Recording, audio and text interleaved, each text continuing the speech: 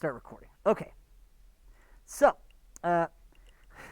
this is one of those things where I always forget, because I use BPainter for all my personal stuff at home, so when I teach, I always seem to forget this briefly. It's hilarious. I know the problem, and then I look at it for a minute or two, and I figure it out. So, this is one of the cool things about going to shading, right? Texture paint, you really can only see the material controls from here, right? And that can be pretty useful and pretty simple. But if you go to the shading workspace here, it shows you the whole network for that material, right? So you can see the crab gear material here, but you can see your images. These are all your images plugged in. You can see your normal map control, right? We plugged that in between the normal map to give us more controls. You will notice why this is having a problem is this. It's one of those weird things that kind of, I think I had alpha checked on when I created it. And so unless it's a color map, it plugs into the alpha channel.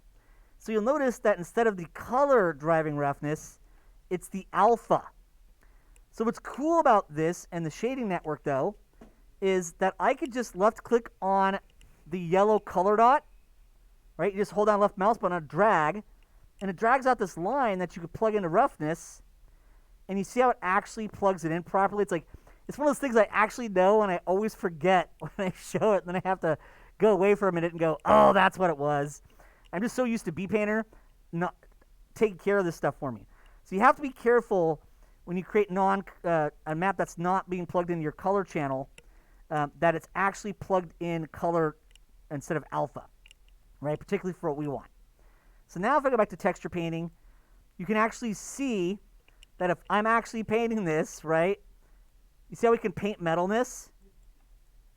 Kind of all around these little rivets, right? So part of me being used to BPainter so much that I always kind of forget that for like a minute or two, and then go look at it and go, oh yeah, that's right. The alpha was plugged in, right? And so we can easily go paint these rivets, right? And you see how it's painting metalness right there. So that's what's really, really cool about this, right? Is that you can actually go in and paint multiple material channels, right? Texture painting isn't just about painting a color. You could paint metalness, right? In this case, I'm painting the roughness and letting the metallic slider do the work. But technically, you could paint metalness too and roughness as their own separate maps.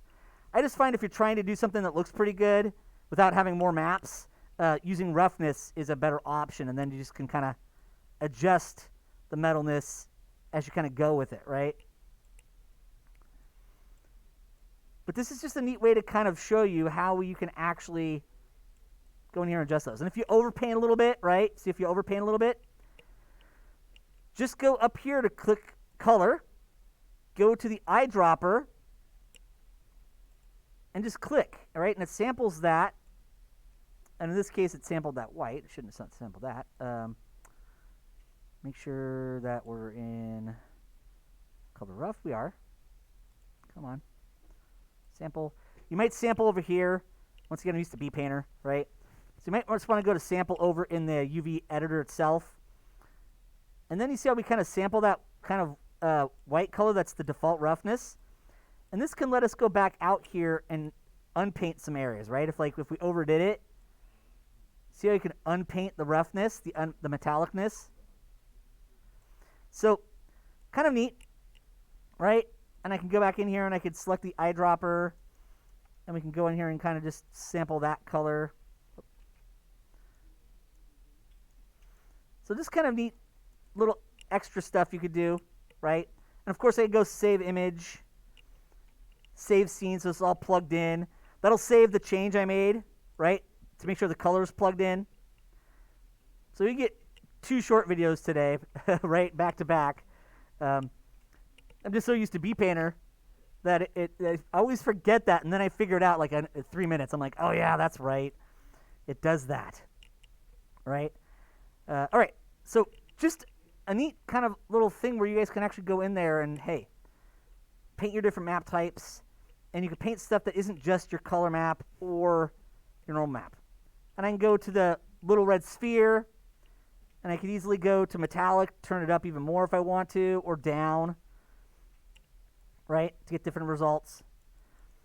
And then, of course, if I want to turn on the crab body, F4 for object mode. We can kind of see everything. And now we have kind of some cool crabness, right? All right. So that'll be a great place to stop for there. But remember, it's just be careful when you paint your roughness map that the color, not the alpha, is plugged into the roughness channel, right? That was all that was keeping it. The map was painting properly.